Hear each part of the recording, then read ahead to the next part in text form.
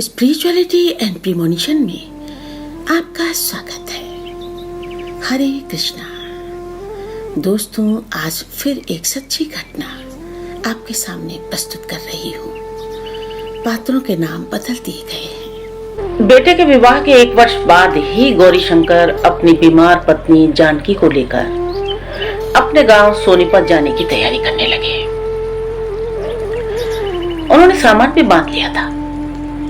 तो तभी मुझे किसी ने सूचना दी, तो मैंने उन्हें फोन किया। तो बड़े इमोशनल हो गए। बोले, बहन जी, दरअसल बेटे ने धोखा दे दिया। तो मैंने तुरंत सवाल किया कि 1 साल पहले तक तो आप अपने बेटे रौनक की तारीफें करते नहीं थकते थे।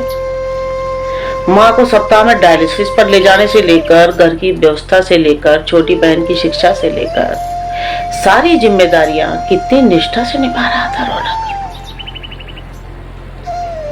तो मैंने पूछा कि क्या रौनक ने कहा है घर छोड़ने को?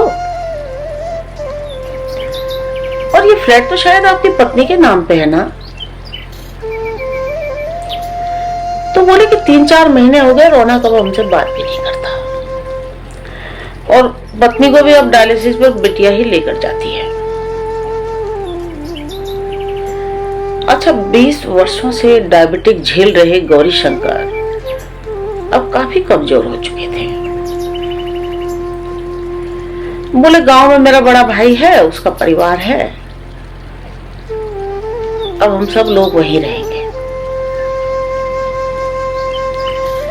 तो मैंने कहा, एक बात बताओ, आप अपने बेटे को क्यों नहीं कहते अलग जाके रहने के लिए? तो बोले कि बहन जी, एक ही बेटा है और इसके पास भी अभी कुछ नहीं है, वो किराए के मकानों में धक्के खाएगा। अब मैंने तो जीवन जी लिया, अब भाई दुनिया समाज को भी तो देखना पड़ता है।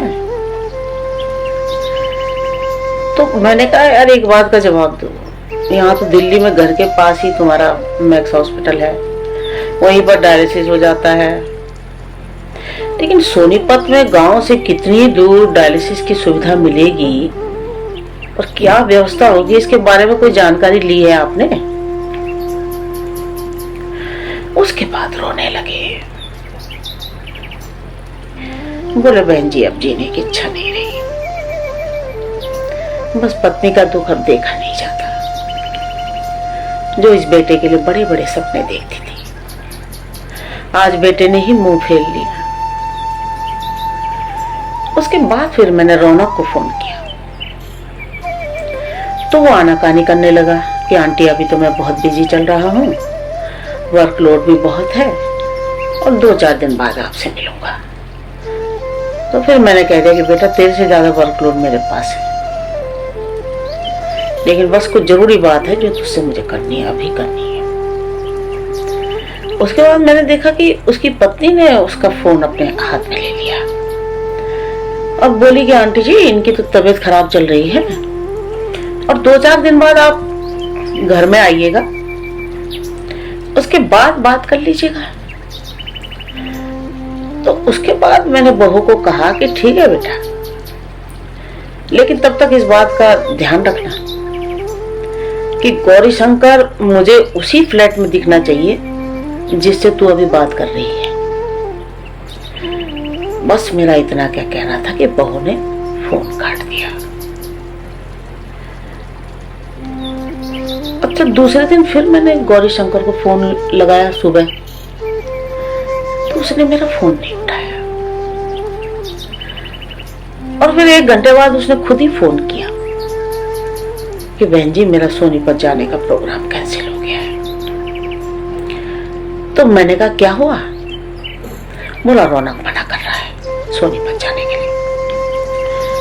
तो मैंने कहा, चलो फिर मेरा रौनक से मेरी बात कराओ। तो बोले कि दरअसल वो अपनी माँ को लेकर डायलिसिस के लिए लेकर गया है हॉस्पिटल। तो मैंने पूछा, आप एक बात बताओ जरा, सुबह आपने मेरा फोन क्यों नहीं उठाया? तो बोला, दरअसल बहू के माता पिता आए थे मिलने के लिए, इसीलिए उस वक्त मैंने फोन नहीं उठाया।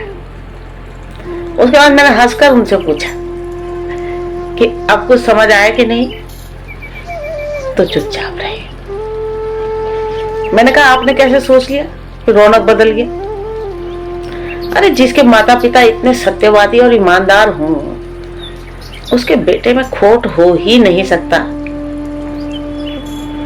बस आप दोनों का सीधापन देखकर ही आपकी बहू और उसके घर वालों ने षड्यंत्र करने शुरू कर दिए थे और आपके बेटे को बकरा बना दिया था। अरे अब आपके विवाहित बेटे के भी दोस्त, ऑफिस, अपना सर्कल है, इसीलिए वो बेचारा अब समझौते से करने लगा, लोक लाज के लिए। अब इस घटना को करीब 8 वर्ष हो चुके हैं। हाल ही में एक विवाह समारोह में गौरी शंकर से मेरी मुलाकात हुई। सच कहूं तो मैं उसे पहचान नहीं सकी। अपनी उम्र से 10 वर्ष कम दिखाई दे रहे थे। काला सूट, टाई, चमकते शूज, महंगी घड़ी, मैं तो देखती रह गई।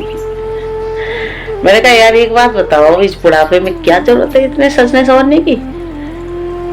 तो भाई तुम्हारे इरादे तो मुझे ठीक नहीं लगते। तो तुरंत सामने खड़े रौनक के कंधे पर हाथ रखकर बोले, मेरी खुशी का राज ये मेरा बेटा है। क्योंकि रौनक विवाह से पहले भी अपने पिता को बहुत अच्छे से केयर करता था और बहुत अटैच था अपने पेरेंट्स से।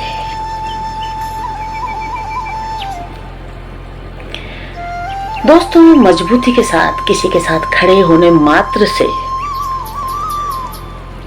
आप बड़े बड़े विवाद भी सुलझा सकते हो। मुझे तो कहीं जाना भी नहीं पड़ा, सिर्फ एक फोन पर ही तो बात की थी मैंने, और बहू को समझ आ गया कि अगर कुछ गड़बड़ हुई तो फ्लैट भी छोड़ना पड़ेगा और पुलिस कोर्ट कचहरी भी लगेगी। गौरी शंकर मेरे पुराने मित्र हैं और मेरे अन्य सभी मित्र अपने सुख दुख मुझसे शेयर करते हैं। हम लोग सब बात करते रहते हैं। मुझे बखूबी मित्रता निभानी आती है। एक सच्चा मित्र बिना किसी स्वार्थ के आपका साथ देता है। देखिए, अपना और अपने परिवार का पेट तो जानवर भी भर लेते हैं। परिवार के प्रति अपने कर्तव्य निभाते रहें, लेकिन कभी भी ज्यादा मोह माया में न पड़े।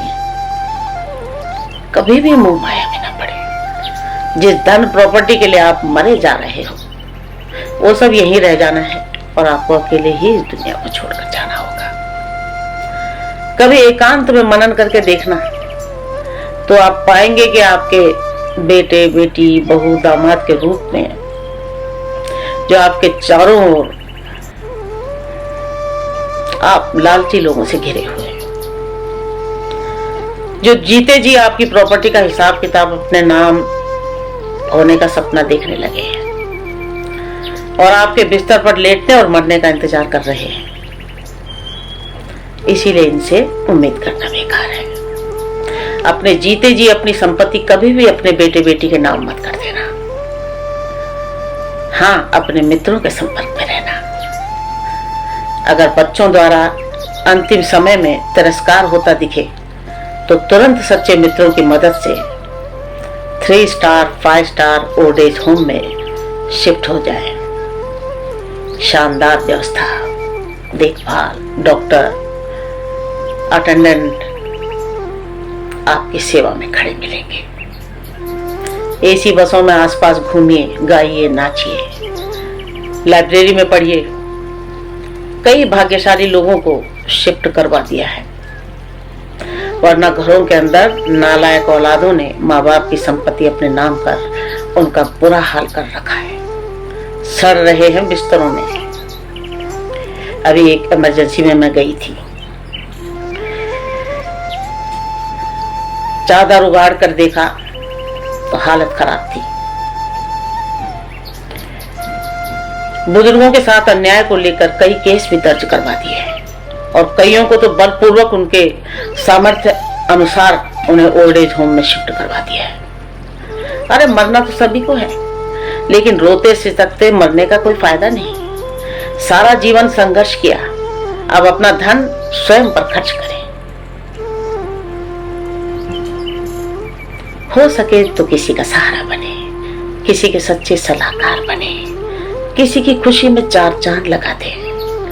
आपकी झप्पी इतनी मजबूत होनी चाहिए कि सामने वाले के सारे गम आप अपने में समेट लें। मरने के बाद सिर्फ आपके अच्छे कर्म ही आपके साथ जाते हैं। राधे राधे।